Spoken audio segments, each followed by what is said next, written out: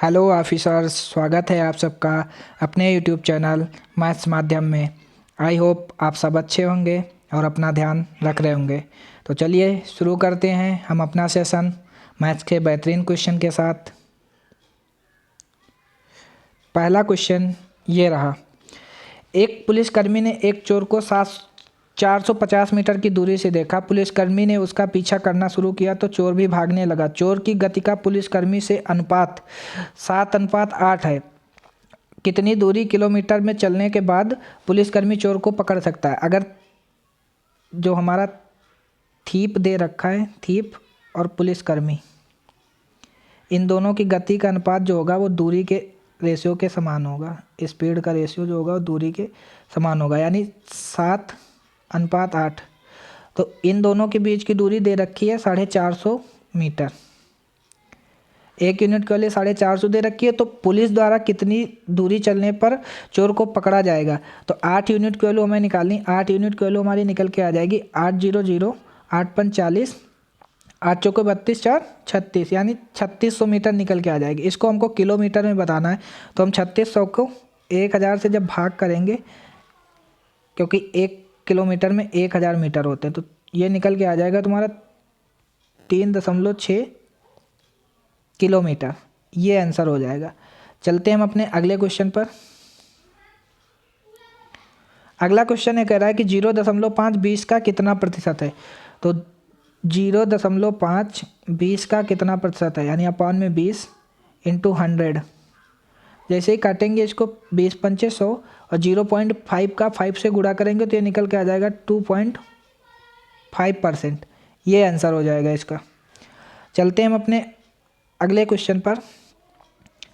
अगला क्वेश्चन कह रहा है कि एक होटल 2 या अधिक कमरों की बुकिंग पर 12% की छूट दे रहा है। इसके अलावा होटल SBI के किसी कार्ड से भुगतान करने पर 5% की छूट दे रहा है। राकेश ने 1500 रुपये प्रति कमरा प्रतिदिन की दर से एक दिन के लिए होटल में 2 कमरे बुक किए। चेकआउट करते समय उसने SBI सिल्वर कार्ड से बिल का भुगतान किया। उसे कितनी राशि का भुगतान करना पड़ा? अगर 12% की छूट दे रहा है तो 12% की जो फ्रैक्शन होती है,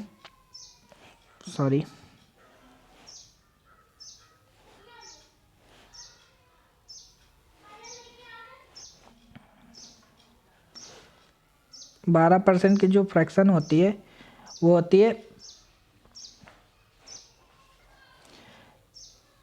3/25।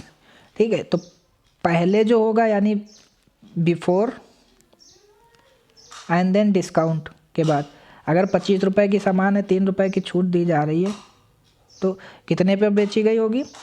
डिस्काउंट के बाद की, यानी 22 रुपये में बेची गई होगी। अगर 5% की फ्रैक्शन होती है 1/20, तो अगर 20 रुपये की सामान है पहले, तो 19 रुपये में बेची गई होगी। ठीक, ये हो जाएगा मल्टीप्लाई करने पर 500। ये हो जाएगा तुम्हारा 22 इंटू 19 हो जाएगा तुम्हारा 418। ठीक है, तो अब बोला गया था कि अगर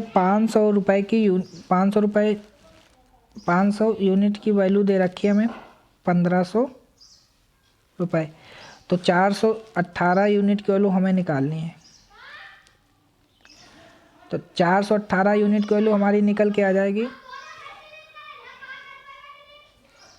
418 यूनिट की वैल्यू हमारी निकल के आ जाएगी 1254। ठीक है, तो अगर 2 कमरे बुक किए जा रहे हैं तो एक कमरे की कीमत 1254 आई है, तो 2 कमरे की कीमत हमारी निकल के आ जाएगी 1254 इंटू 2 करेंगे। जैसे ही इसको 2 मल्टीप्लाई करेंगे, ये निकल के आ जाएगा तुम्हारा 2 चौके 8, 2 पंची 10, और ऐसे लगे 2 दूना 4, 1 5 और 2 1 कम 2, यानी 2508 रुपये।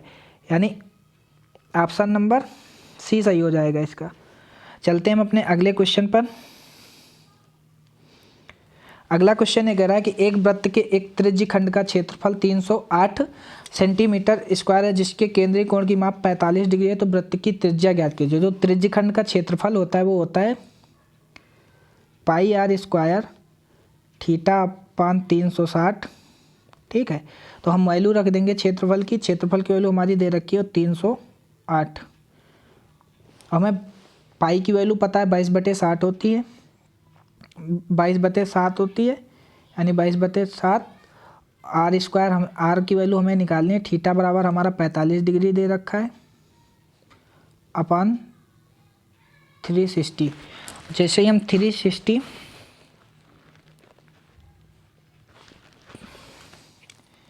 ये तुम्हारा जाएगा 8 बार, ये तुम्हारा 308 के बराबर होगा, ठीक है। और 308 को जब हम 22 से भाग करेंगे तो ये तुम्हारा हो जाएगा 14 बार, और 14 और 56, 14 गुणे 56, ठीक। ये हो जाएगा तुम्हारा आर स्क्वायर बराबर, ये 7 इधर डिवाइड में तो उधर जाएगा मल्टीप्लाई में कर जाएगा, यानी 8 7 56 और 14 गुणे 56, ये हो जाएगा तुम्हारा 784। अगर 784 हो गया है तो आर स्क्वायर बराबर 784 है, तो अंडर रूट जब करेंगे तो आर बराबर निकल के आ जाएगा तुम्हारा 28 सेंटीमीटर, और त्रिज्या की वैल्यू ही पूछी गई थी, यही आंसर हो जाएगा। ऑप्शन नंबर डी सही हो जाएगा। चलते हैं हम अपने अगले क्वेश्चन पर। अगला क्वेश्चन ये कह रहा है कि सेब की कीमत में 25% की वृद्धि की जाती है और फिर 20% की कमी की जाती है, तो शुद्ध प्रतिशत कमी क्या है। तो इसमें सीधे सीधे पता है, अगर दोनों की एक बार वृद्धि की जा रही हो सेम वैल्यू और एक बार कमी की जा रही हो तो हमेशा प्रतिशत कमी ही होती है। तो ये कर देंगे x²/100, क्योंकि दोनों सेम है, यानी 20 गुणे 20/100। 2 जीरो से 2 जीरो कैंसिल हो जाएंगे, यानी 4% की कमी हो जाएगी। ऑप्शन नंबर ए सही हो जाएगा। चलते हैं हम अपने अगले क्वेश्चन पर। अगला क्वेश्चन ये कह रहा है कि गोकुल ने एक नया भूखंड प्लाट खरीदा जिस पर तुरंत बाड़ा बनाने की आवश्यकता थी। इस कारण आयताकार के कार्यक्षेत्र की लंबाई और चौड़ाई 12% तक कम हो जाती है। क्षेत्रफल में हुई कमी का प्रतिशत ज्ञात कीजिए।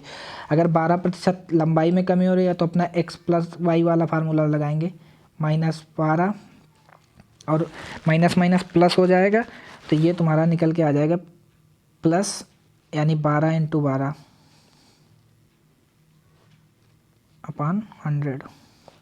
ये हो जाएगा तुम्हारा 24 माइनस का, ये यहाँ से निकल के आएगा 144/100, यानी 144, 1.44, ठीक है। और 24 में से 1.44 घटाएंगे जब, तो हमारा निकल के आएगा 22.56% की कमी हो जाएगी। यही आंसर हो जाएगा इस क्वेश्चन का। चलते हैं हम अपने अगले क्वेश्चन पर। अगला क्वेश्चन ये कह रहा है कि 3 भिन्न भिन्न किस्में हैं। पहली किस्म का दूध 299 लीटर है, दूसरी किस्म का दूध 345 लीटर है और तीसरी किस्म का दूध 368 लीटर है। समान आकार की बोतलों की न्यूनतम संभावित संख्या ज्ञात कीजिए जिनमें विभिन्न किस्मों के विभिन्न दूध की बिना मिश्रण के भरे जा सकता है। तो इसमें हम सबसे पहले तो लेंगे HCF, ठीक है। पहले तो हम 299, 345 और 368, जहाँ देखेंगे सबसे कम अंतर होगा यानी 23, और इन दोनों के बीच में भी 46 का अंतर है, तो 23 दूना 46 बनता है, 23 दूना 46, तो इसका HCF जो हो जाएगा वो हो जाएगा तुम्हारा 23, HCF बराबर 23। अब क्या करेंगे, ये जो संख्याएं दे रखी हैं इसको 23 से भाग कर देंगे, यानी 299, 345, 368, और जैसे ही हम 23 से भाग करेंगे इनको, ये निकल के आएगा 299 भागे 23, यानी यहाँ से निकल के आएगा तुम्हारा 13, और 345 भागे 23 निकल के जो आएगा वो निकल के आएगा 15, और 368 भागे 23 जो निकल के आएगा वो निकल के आएगा 16। अब इन तीनों को जोड़ लेंगे तो मिश्रण बना सकता कितने बर्तनों में, तो 13 + 15 + 16, 13 15 28, 28 16 44। ये आंसर हो जाएगा इस क्वेश्चन का। चलते हम अपने अगले क्वेश्चन पर। अगला क्वेश्चन ये कह रहा है कि एक ट्रेन से महेसाड़ा तक 82 किलोमीटर प्रति घंटा की गति से यात्रा करती है और 84 किलोमीटर प्रति घंटा की गति से वापस आती है। यदि कुल यात्रा में 166 घंटे लगते हैं तो कांडला से महेसाड़ा के बीच की दूरी ज्ञात कीजिए। तो डिस्टेंस बराबर होता है चाल गुणे समय, ठीक। तो 44 दोनों स्टेशन से 84 गुणे 82 अपन 84 + 82 इंटू टोटल टाइम 100 166 है ना। तो ये हो जाएगा तुम्हारा 84 और + 82 हो जाएगा 166, ठीक है। 166 से 166 ये कैंसिल हो जाएगा। तो 84 इंटू 82 जब करेंगे हम, 84 इंटू 82 जब हम करेंगे तो हमारा निकल के आ जाएगा 6888, यानी 6888 किलोमीटर की दूरी तय करेंगे। चलते हम अपने अगले क्वेश्चन पर। अगला क्वेश्चन है कह रहा है कि एक राशि में साधारण ब्याज पर 4 वर्षों में 40% की वृद्धि है, समान ब्याज दर पर 2 वर्षों के बाद 45,500 पर प्राप्त चक्रवृद्धि ब्याज क्या होगा। अगर हम 40% 4 वर्षों में बढ़ रहे हैं तो हमारी यहाँ से रेट निकल के आ जाएगी, 4 से जब भाग करेंगे तो 10% की रेट निकल के आ जाएगी। अब क्वेश्चन में बोला कि 45,500 पर चक्रवृद्धि ब्याज 2 वर्षों का, तो 45,500 का जब हम 10% निकालेंगे तो ये निकल के आ जाएगा तुम्हारा 45,50, और जस्ट इसका भी 10% निकालेंगे, ये निकल के आ जाएगा 455। अब हमें पता चक्रवृद्धि ब्याज 2 ईयर के लिए 2:1 में बांट देंगे। तो 4550 की जैसे मल्टीप्लाई हम 2 से करेंगे तो हमारा निकल के आ जाएगा 4550 गुणे 2 + 455 गुणे 1, ठीक है। तो 4550 ये तुम्हारा हो जाएगा 4550 गुणे 2 करेंगे तो ये हो जाएगा तुम्हारा 9100 + 455, और जब 455 इसमें जोड़ेंगे 9100 में तो ये निकल के आ जाएगा तुम्हारा 9555, यानी 9555। ये आंसर हो जाएगा इस क्वेश्चन का। चलते हम अपने अगले क्वेश्चन पर। अगला क्वेश्चन ये कह रहा है कि प्रतिवर्ष 10% की दर से साधारण ब्याज के तहत 63,500 की राशि निवेशित की गई। यदि 16 वर्षों के बाद राशि निकाली गई है और कुल राशि का 3/4 हिस्सा निकालकर शेयर बाजार में निवेश किया गया है तो शेष राशि ज्ञात कीजिए। अगर 63,000 अमाउंट तुम्हारा जो दे रखा है वो होगा तुम्हारा amount principal SI and then amount यानी मिश्रधन। 63,500 हमारा अमाउंट दे रखा है, 100% मान के चलते हैं, ठीक। 100% ये 16 वर्षों के लिए 10 छक्के 60 यानी 160 हो जाएगा ये SI तुम्हारा, क्योंकि रेट इनटू टाइम होता है। और मिश्रधन जो हो जाएगा वो SI प्लस मूलधन जोड़ के होगा, ये हो जाएगा तुम्हारा 260। अब बोला गया कि 63,500 की राशि निवेशित की, 100% की वैल्यू हमें पता है कि 63,500 है। 1 यूनिट की वैल्यू हमारी 635 निकल के आ जाएगी। 260 यूनिट की वैल्यू हमारी निकल के आ जाएगी, 260 यूनिट की वैल्यू हमारी निकल के आ जाएगी 1,65,100 रुपये। अब बोला गया अगर 3/4 हिस्सा निकालकर शेयर बाजार में निवेशित किया गया तो शेष राशि कितनी बची। तो हम 1,65,000 का, क्योंकि 3/4 निकाल लिया गया तो 1/4 हिस्सा बचा होगा उसके पास, तो 1,65,000 का हम 1/4 निकाल देंगे। 1,65,100 का 1/4 निकालेंगे तो ये होगा तुम्हारा 41,275। ये निकल के आ जाएगा 41,275। यही आंसर हो जाएगा इस क्वेश्चन का। चलते हैं हम अपने अगले क्वेश्चन पर। अगला क्वेश्चन ये कह रहा है कि एक घड़ी को 16,669 रुपये में बेचने पर एक आदमी को 21% की हानि होती है। घड़ी का क्रय मूल्य ज्ञात कीजिए। अगर 16,669 में बेचने पर उसे 21% की हानि होती है तो 100% की वैल्यू हमें निकालनी है, यानी CP निकालना है। और 100 में से 21 घटाएंगे तो 79 बचेगा। 79% की वैल्यू हमारी 16,669 दे रखी है भागे 79, यानी ये जाएगा तुम्हारा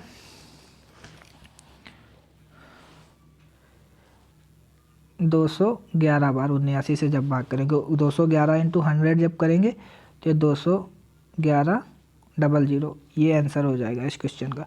चलते हैं हम अपने अगले क्वेश्चन पर। अगला क्वेश्चन कर रहा है कि 25% की छूट के बाद टेबल का विक्रय मूल्य 24,750 है। यदि लागत मूल्य अंकित मूल्य का 60% है तो लागत मूल्य क्या है। अगर हम MP, CP और SP का रेशियो जब देखेंगे तो ये निकल के आएगा। अगर MP 100 है, इस पर 25% की छूट दी जा रही है तो 75 रुपये में बेचा जा रहा है, और लागत मूल्य जो है अंकित मूल्य का 60% है तो ये तुम्हारा 60 हो जाएगा। अब बोला गया कि विक्रय मूल्य जो है 75% की वैल्यू हमारी दे रखी है 24,750, तो हमें लागत मूल्य निकालना है। 24,750 की जो दे रखी है 75% की, एक यूनिट की वैल्यू हमारी निकल के आ जाएगी 330। तो हमें 60% की वैल्यू बतानी है। ठीक, 60 की वैल्यू बतानी है। 60 की वैल्यू आ जाएगी 19,800। ये आंसर हो जाएगा इस क्वेश्चन का। चलते हैं हम अपने अगले क्वेश्चन पर। अगला क्वेश्चन ये कह रहा है कि दो संकेंद्रित वृत्तों के क्षेत्रफलों का अंतर 264 सेंटीमीटर स्क्वायर है तो उनकी त्रिज्या के वर्ग के बीच का अंतर क्या होगा। तो जो दो संकेंद्रित वृत्त होंगे तो उनका क्षेत्रफल होगा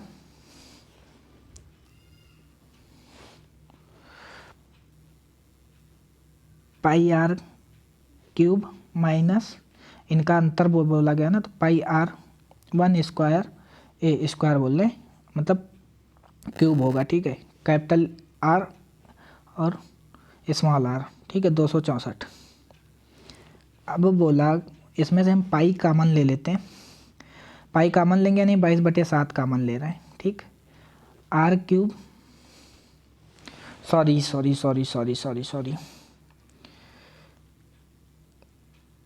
वृत्त का जो क्षेत्रफल होता है वो होता है πr²। ठीक है, pi capital R² minus pi small r² बराबर 264 के।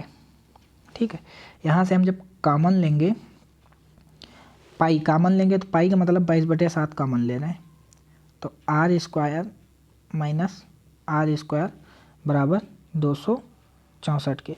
जब हम 264 को 22 से काटेंगे तो ये निकल के आ जाएगा तुम्हारा 12, और r² माइनस r² बराबर निकल के हो जाएगा 7 उधर मल्टीप्लाई करेगा यानी 84 सेंटीमीटर स्क्वायर हो जाएगा। तो क्वेश्चन में बोला गया था कि उनकी त्रिज्या के वर्ग के बीच का अंतर, तो उनकी त्रिज्या है r थी, कैपिटल R थी और स्मॉल r थी, तो इनके वर्ग के बीच का अंतर बताना था, तो r² माइनस r² का ही अंतर निकाल देंगे, 84 सेंटीमीटर आएगा। चलते हैं हम अपने अगले क्वेश्चन पर।